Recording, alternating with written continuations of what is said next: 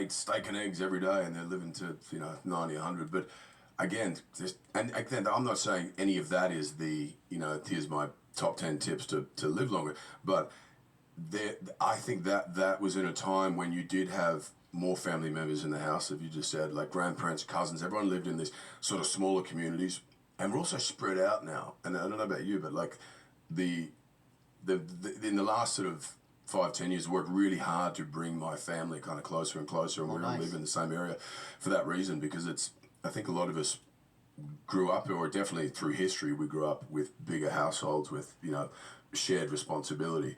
And now you have these little secular sort of, houses where you don't even know your neighbours, and your grandparents live somewhere else. It feels good when your family's around. Or you know what? Yeah. There's layers to life then, I think, when they're around. Like, there's nothing better than when you're feeling horrible and sad about yourself to be able to look across the room and look in one of your parents' eyes and be like, this is your fault. Yeah. And you can't do that if you're at home by yourself. You can't blame anyone if you're sitting there looking in the mirror, and then you're like, your fault. That doesn't work. Yeah.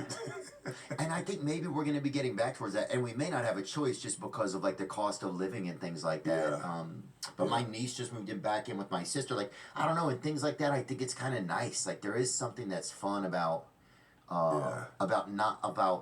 feeling like a part of something, even if you're like kind of a curmudgeon about it, like, oh, I live back at home, but good for you. Good for you, absolutely. There's plenty of time to sort of live on your own. And good for you, and to get to see your stepdad's nuts hanging out of his freaking undershorts once a year.